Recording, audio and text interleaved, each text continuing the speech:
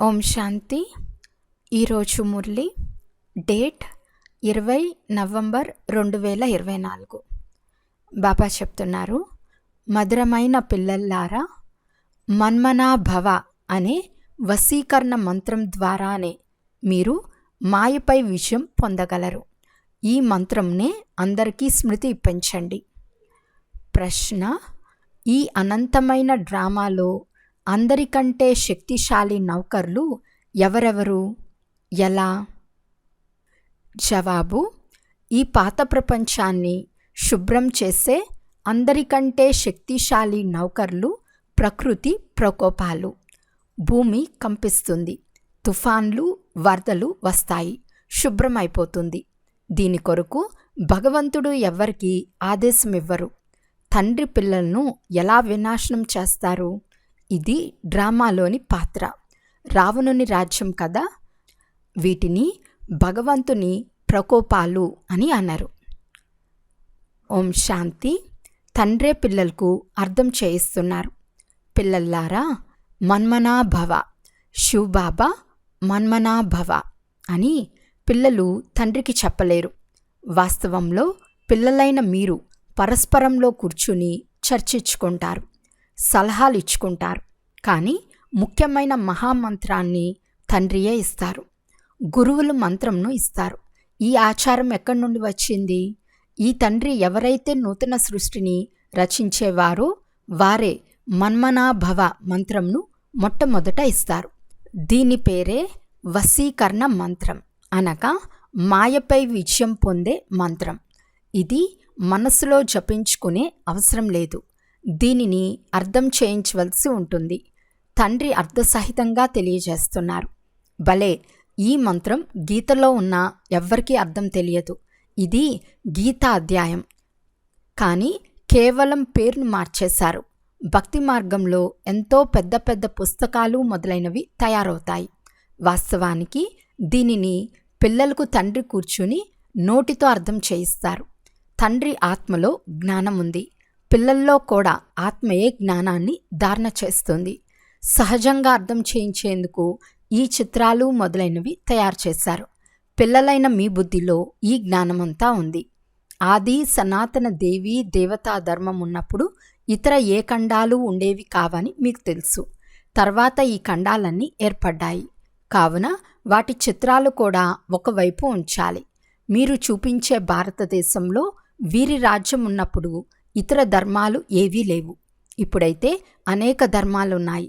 తర్వాత ఇవన్నీ ఉండవు. ఇది బాబా ప్లాను. పాపం, వారైతే చాలా చింతిస్తూ ఉంటారు.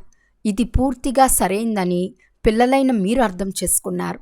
తండ్రి వచ్చి బ్రహ్మ ద్వారా స్థాపన చేస్తారని కూడా రాయబడింది. దేనిని? నూతన ప్రపంచాన్ని. యమునా నది తీరంలో రాజధాని ఉంటుంది. అక్కడ ఒకే ఒక ధర్మం ఉంటుంది. వృక్షం చాలా చిన్నది. ఈ వృక్షం గురించిన జ్ఞానం కూడా తండ్రియే ఇస్తారు. చక్రజ్ఞానంను ఇస్తారు. సతయుగంలో ఒకే భాష ఉంటుంది. ఇతర భాషలేవీ ఉండవు.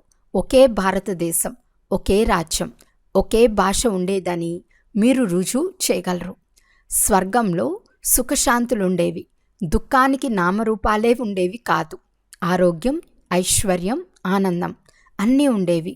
పవిత్రంగా ఉండుట వలన నూతన భారతదేశంలో ఆయువు కూడా చాలా ఎక్కువగా ఉండేది. ఎందుకంటే పవిత్రత ఉండేది. పవిత్రంగా ఉండుట వలన మానవులు ఆరోగ్యంగా ఉంటారు. అపవిత్రతలో మానవుల పరిస్థితి ఏమవుతూ ఉందో చూడండి. కూర్చుని ఉండగానే హఠాత్తుగా మృత్యు కబలిస్తుంది. యుక్త వయసు వారు కూడా మరణిస్తున్నారు. ఎంత దుఃఖం కలుగుతుంది! అక్కడ అకాల మృత్యు ఉండదు. అక్కడ సంపూర్ణ ఆయువు ఉంటుంది. తరము పూర్తయ్యే వరకు, అనగా వృద్ధాప్యం వరకు ఎవరూ మరణించరు. ఎవరికైనా అర్థం చేయించినప్పుడు బేహద్దు తండ్రిని స్మృతి చేయండి. వారే పతిత పావనులు, వారే సద్గతి దాత అని వారి బుద్ధిలో స్థిరపరచండి. మీరు రుజువు చేసేందుకు మ్యాప్ కూడా ఉండాలి. ఇది నేటి చిత్రం, ఇది రేపటి చిత్రం అని చూపించండి. కొందరు బాగా వింటారు. దీన్ని పూర్తిగా అర్థం చేయించాలి. ఈ భారతదేశం అవినాశి ఖండం. ఈ దేవీ దేవతా ధర్మం ఉన్నప్పుడు ఇతర ధర్మాలేవీ లేవు. ఇప్పుడు ఆ ఆది సనాతన దేవీ దేవతా ధర్మం లేనేలేదు. ఈ లక్ష్మీనారాయణులు ఎక్కడికి వెళ్ళారో ఎవ్వరూ తెలపలేరు. తెలిపించే శక్తి ఎవ్వరికీ లేదు. పిల్లలైన మీరు చాలా బాగా రహస్యయుక్తంగా అర్థం చేయించగలరు. ఇందులో తికమక పడే అవసరం లేదు. మీకు అన్ని విషయాలు తెలుసు. మళ్ళీ వాటిని రిపీట్ కూడా చేయగలరు కూడా. వీరు ఎక్కడికి వెళ్ళారని మీరు ఎవరైనా అడగవచ్చు. మీ ప్రశ్న విని వారు ఆశ్చర్యచకితులు అవుతారు. వీరు కూడా 84 జన్మలు ఎలా తీసుకున్నారో నిశ్చయంతో తెలపగలరు. మీ బుద్ధిలో ఉంది కదా, సత్యుగ నూతన ప్రపంచంలో మన రాజ్యం ఉండేదని మీరు వెంటనే చెప్పగలరు. ఒక్క ఆది సనాతన దేవీ దేవతా ధర్మం మాత్రమే ఉండేది. ఏ ఇతర ధర్మమూ లేదు. అంతా కొత్తదే. ప్రతి వస్తువు సతో ప్రధానంగా ఉంటుంది. బంగారు కూడా లెక్కలేనంత ఉంటుంది. ఎంత సహజంగా లభిస్తుంది అంటే దానితో ఇటుకలు, గృహాలు మొదలైనవి నిర్మిస్తూ ఉంటారు. అక్కడ అన్ని వస్తువులు బంగారువే ఉంటాయి. గనులన్నీ కొత్తవిగా ఉంటాయి కదా. అసలైనవి చాలా ఉన్నప్పుడు నకిలీవి తయారు చేయరు. ఇక్కడ నిజమనే పేరు లేదు. నకిలీ ప్రభావం చాలా ఉంది. అందుకే అసత్యమాయ, అసత్య శరీరం అని అంటారు. సంపద కూడా అసత్యమైనది. అసలైనవా నకిలీవా అని తెలుసుకోలేని విధంగా వజ్రాలు, ముత్యాలు అనేక రకాలు వెలువడతాయి. సత్యమైనవా అసత్యమైనవా అని గుర్తించలేని విధంగా కనిపిస్తాయి. అక్కడైతే ఈ నకిలీ వస్తువులు మొదలైనవి ఉండవు. వినాశనమైనప్పుడు అన్నీ భూమిలో కలిసి భూస్థాపితం అయిపోతాయి. ఎంతో పెద్ద పెద్ద రాళ్ళును, వజ్రాలు మొదలైన వాటిని భవనాల్లో పొదుగుతూ ఉంటారు. అవన్నీ ఎక్కడి నుండి వచ్చి ఉంటాయి? ఎవరు కట్ చేసి తయారు చేస్తూ ఉంటారు? భారతదేశంలో కూడా నిపుణులు చాలామంది ఉన్నారు. చాలా తెలివిగలవారిగా అవుతూ ఉంటారు. అక్కడకు కూడా ఈ తెలివిని తీసుకొస్తారు కదా. కిరీటం మొదలైనవి కేవలం వజ్రాలతోనే తయారవ్వవు. అక్కడ చాలా స్వచ్ఛమైన, నాణ్యమైన వజ్రాలుంటాయి. ఈ విద్యుత్తు, టెలిఫోన్, మోటార్ మొదలైనవేవి ఇంతకు ముందు లేవు. బాబా జీవిత సమయంలోనే ఎన్ని వస్తువులు తయారయ్యాయి? ఇవన్నీ తయారై 100 సంవత్సరాలు అయింది. అక్కడైతే చాలా గొప్ప నిపుణులు ఉంటారు. ఇంతవరకు నేర్చుకుంటూ ఉంటారు. నిపుణులుగా అవుతూ ఉంటారు. ఇది కూడా పిల్లలకు సాక్షాత్కారం చేయించబడుతుంది. అక్కడ హెలికాప్టర్లు కూడా పూర్తి సురక్షితంగా ఉంటాయి. పిల్లలు కూడా చాలా సతోప్రధానమైన, చురుకైన బుద్ధి కలవారిగా ఉంటారు. పోను పోను మీకు అన్నీ సాక్షాత్కారం అవుతూ ఉంటాయి. తమ దేశానికి సమీపంగా వచ్చినప్పుడు చెట్లు కనిపిస్తూ ఉంటాయి కదా. ఇప్పుడు ఇంటికి వచ్చేస్తున్నాము అనే ఆంతరిక ఖుషి ఉంటుంది. ఇప్పుడు ఇల్లు వచ్చేసిందని సంతోషం ఉంటుంది. చివరిలో మీకు కూడా ఇటువంటి సాక్షాత్కారాలు అవుతూ ఉంటాయి. బాబా అత్యంత ప్రియమైన వారని పిల్లలు అర్థం చేసుకున్నారు. వారు సుప్రీం ఆత్మ. వారిని అందరూ స్మృతి కూడా చేస్తూ ఉంటారు. భక్తి మార్గంలో మీరు కూడా పరమాత్మను స్మృతి చేసేవారు కదా. కానీ వారు చిన్నగా ఉంటారో పెద్దగా ఉంటారో తెలియదు. కనుక భృకుటి మధ్యలో మెరిసే విచిత్రమైన నక్షత్రం అని మహిమ కూడా ఉంది. కావున తప్పకుండా బిందువు వలె ఉంటారు కదా. వారినే సుప్రీం ఆత్మ అనగా పరమాత్మ అని అంటారు. వారిలో అన్ని విశేషతలు ఉన్నాయి. జ్ఞానసాగర్లు కనుక ఏ జ్ఞానాన్ని వినిపిస్తారు? వారు వినిపించినప్పుడే తెలుస్తుంది కదా. ఇంతకుముందు మీకు కూడా తెలియదు. కేవలం భక్తి మాత్రమే తెలుసు. ఇది అద్భుతమని ఇప్పుడు అర్థం చేసుకున్నారు. ఆత్మను కూడా ఈ కళ్ళతో చూడలేము. కావున తండ్రిని కూడా మర్చిపోతాము. డ్రామాలో పాత్రయే ఇలా ఉంది. ఎవరినైతే విశ్వానికి మాలికులుగా చేస్తారో వారి పేరును వేసేస్తారు. చేసిన వారి పేరు మాయం చేసేస్తారు. కృష్ణుణ్ణి త్రిలోకనాథుడు అని, వైకుంఠనాథుడు అని అనేస్తారు. అర్థమేమీ తెలియదు. కేవలం ప్రశంసిస్తారు. భక్తి మార్గంలో కూర్చుని చాలా విషయాలు వినిపించారు. భగవంతునిలో చాలా శక్తి ఉందని, వారు 1000 సూర్యుల కంటే తేజోవంతులని, అందరినీ భస్మం చేయగలరని అంటారు. ఇటువంటి విషయాలు తయారు చేశారు. నేను పిల్లలను ఎలా కాల్చివేసేస్తానని తండ్రి అంటున్నారు. ఇది జరగని పని. పిల్లలను తండ్రి వినాశనం చేస్తారా? చేయరు. ఇది డ్రామాలోని పాత్ర. పాత ప్రపంచం సమాప్తమవ్వాలి. పాత ప్రపంచం వినాశనం అయ్యేందుకు ఈ ప్రకృతి ప్రకోపాలన్నీ నౌకర్లు, చాలా శక్తిశాలి కూలీలు. అలాగని వినాశనం చేయమని తండ్రి వాటిని ఆదేశించరు. తుఫాన్లు వస్తాయి, కరువులు వస్తాయి, ఇలా చేయమని తండ్రి చెప్తారా? ఎప్పటికీ చెప్పరు. ఈ విధంగా డ్రామాలో పాత్ర ఉంది. బాంబులు తయారు చేయమని తండ్రి చెప్పరు. ఇవన్నీ రావణుని మతం అని అంటారు. ఇది తయారు చేయబడిన డ్రామా. రావణుని రాజ్యం కనుక అసురి బుద్ధి తయారవుతుంది. చాలామంది మరణిస్తారు, చివరికి అంతా కాల్చేస్తారు. ఇది తయారు చేయబడిన ఆట, పునరావృతం అవుతూ ఉంటుంది. అంతేగాని శంకరుడు కళ్ళు తెరిస్తే వినాశనం అవుతుందని కాదు. వీటిని భగవంతుడు సృష్టించిన ఆపదలు అని కూడా అనరు. ఇవి ప్రకృతి సిద్ధమైనవి. పిల్లలైన మీకిప్పుడు తండ్రి శ్రీమతంనిస్తున్నారు. ఎవ్వరికీ దుఃఖం మొదలైనవి ఇచ్చే మాటే లేదు. తండ్రి సుఖంనిచ్చే మార్గంను తెలిపేవారు. డ్రామా ప్లాన్ అనుసారం గృహం పాతదిగా అవుతూనే ఉంటుంది. మొత్తం ప్రపంచమంతా పాతదైపోతుందని తండ్రి కూడా చెప్తారు. ఇప్పుడిది సమాప్తం అవ్వాలి. పరస్పరం ఎలా కొట్లాడుకుంటున్నారో చూడండి. అసురి బుద్ధి కదా. ఈశ్వర్య బుద్ధి ఉన్నప్పుడు ఎవ్వరినీ చంపే విషయం మొదలైనవి ఏవీ ఉండవు. నేను అందరికీ తండ్రిని, అందరిపై నాకు ప్రేమ ఉందని వారు చెప్తారు. తండ్రిని చాలా ప్రేమగా స్మృతి చేసే, సర్వీస్ చేసే అనన్య పిల్లలను బాబా చూస్తూ ఉంటారు.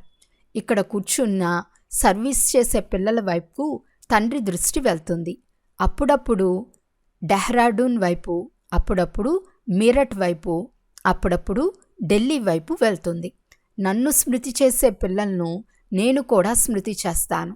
నన్ను స్మృతి చేయని వారిని కూడా స్మృతి చేస్తాను. ఎందుకంటే నేను అందరినీ తీసుకెళ్ళాలి కదా. నా ద్వారా సృష్టి చక్ర జ్ఞానంను అర్థం చేసుకున్న వారు నెంబర్ వారుగా ఉన్నత పదవిని పొందుతారు. ఇవి బేహద్ విషయాలు. ఆ ఉపాధ్యాయులు మొదలైన వారు హద్దులోని వారు. వీరు బేహద్ టీచర్. కావున ఆంతరికంగా పిల్లలకు ఎంత ఖుషి ఉండాలి. అందరి పాత్ర ఒకే విధంగా ఉండదని తండ్రి చెప్తారు. బ్రహ్మకు ఉన్న పాత్రను అనుసరించేవారు కోట్లలో కొందరే ఉన్నారు. బాబా నేను 7 రోజులు బిడ్డను, 1 రోజు బిడ్డను అని అంటారు.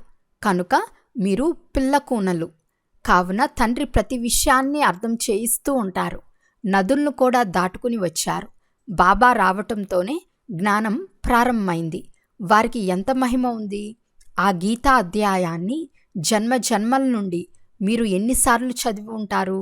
ఎంత తేడా ఉందో చూడండి. ఎక్కడ కృష్ణ భగవాను వాచ, ఎక్కడ శివ పరమాత్మ వాచ. రాత్రికి పగలుకు ఉన్నంత తేడా ఉంది. మనం సత్యఖండంలో ఉండేవారమని, సుఖం చాలా చూశామని మీ బుద్ధిలో ఉంది. అర్ధభాగం సుఖంను చూస్తారు. తండ్రి డ్రామాను సుఖం కొరకు తయారు చేశారు, దుఃఖం కొరకు కాదు. సుఖం తర్వాత మీకు దుఃఖం కలిగింది. యుద్ధం ఇంత త్వరగా జరగదు. మీకు చాలా సుఖం లభిస్తుంది. సుఖం సగం, దుఃఖం సగం ఉండినా అంత మజా ఉండదు. 3500 సంవత్సరాల వరకు ఏ యుద్ధమూ జరగదు. రోగాలు మొదలైనవి ఉండవు. ఇక్కడ చూడండి, ఒక్క రోగం తర్వాత మరొక రోగం వస్తూనే ఉంది. సత్యుగంలో ధాన్యము మొదలైన వాటిని తిని పాడు చేసే క్రిమి కీటకాలు ఉండవు. అందువలన దాని పేరే స్వర్గం. ప్రపంచపటం కూడా మీరు చూపించాలి. అప్పుడే అర్థం చేసుకోగలరు. అసలైన భారతదేశం ఇది అని పటం చూపిస్తూ అర్థం చేయించాలి. అప్పుడే వేరే ఏ ధర్మము ఉండేది కాదని తెలపాలి. తర్వాత క్రమంగా ధర్మస్థాపకులు వస్తారు. పిల్లలైన మీకు ఇప్పుడు ప్రపంచ చరిత్ర, భూగోళాలు తెలుసు. మీరు తప్ప మిగిలిన వారందరూ తెలియదు అంటే నేతి మాకు తండ్రి ఎవరో తెలియదని అంటారు. వారికి నామరూప దేశ కాలాలు లేనేలేవని చెప్పేస్తారు. నామరూపాలు లేకపోతే దేశం కూడా ఉండదు. ఏమీ అర్థం కూడా చేసుకోరు. ఇప్పుడు తండ్రి తమ యథార్థ పరిచయాన్ని పిల్లలైన మీకు ఇస్తున్నారు. అచ్చా, మధురాతి మధురమైన అపురూపమైన పిల్లలకు మాతాపిత బాప్దాదాల ప్రియస్మృతులు మరియు గుడ్ మార్నింగ్. ఆత్మీక పిల్లలకు ఆత్మీక తండ్రి నమస్తే. ఆత్మీక తండ్రికి ఆత్మీక పిల్లల యొక్క ప్రియ స్మృతులు మరియు నమస్తే నమస్తే నమస్తే. ధారణ కొరకు ముఖ్య సారం. ఫస్ట్ పాయింట్, సదా అపారమైన ఖుషీలో ఉండేందుకు బేహద్దు తండ్రి వినిపించే బేహద్దు విషయాలను స్మరించాలి, తండ్రిని అనుసరిస్తూ ఉండాలి. సెకండ్ పాయింట్, సదా ఆరోగ్యంగా ఉండేందుకు పవిత్రతను ధారణ చేయాలి. పవిత్రత ద్వారానే ఆరోగ్యం, ఐశ్వర్యం, ఆనందాల వారసత్వాన్ని తండ్రి నుండి తీసుకోవాలి. వరదానము. సర్వప్రాప్తులను స్మృతిలో ఎమర్జ్గా ఉంచుకొని సదా సంపన్నంగా ఉండే సంతుష్ట ఆత్మాభవ. సంగం యుగంలో బాప్దాదా ద్వారా ఏ ఏ ప్రాప్తులు లభించాయో వాటి స్మృతి ఎమర్జ్ రూపంలో ఉండాలి. అప్పుడు ప్రాప్తుల సంతోషం మిమ్మల్ని ఎప్పుడూ క్రిందకి ఆందోళనలోకి తీసుకురాదు. సదా స్థిరంగా ఉంటారు. సంపన్నత స్థిరంగా చేస్తుంది, ఆందోళన నుండి విడుదల చేస్తుంది. ఎవరైతే సర్వప్రాప్తులతో సంపన్నంగా ఉంటారో వారు సదా రాజీగా, సదా సంతుష్టంగా ఉంటారు. సంతుష్టత అన్నిటికంటే గొప్ప ఖజానా. ఎవరి వద్ద సంతుష్టత ఉందో వారి వద్ద అన్నీ ఉంటాయి. వారు పొందుకోవలసిందంతా పొందుకున్నాను అనే పాట పాడుతూ ఉంటారు. స్లోగన్. ప్రేమ అనే ఉయ్యల్లో కూర్చుంటే శ్రమ దానంతటికి అదే వదిలిపోతుంది. అచ్చా. ఓం శాంతి.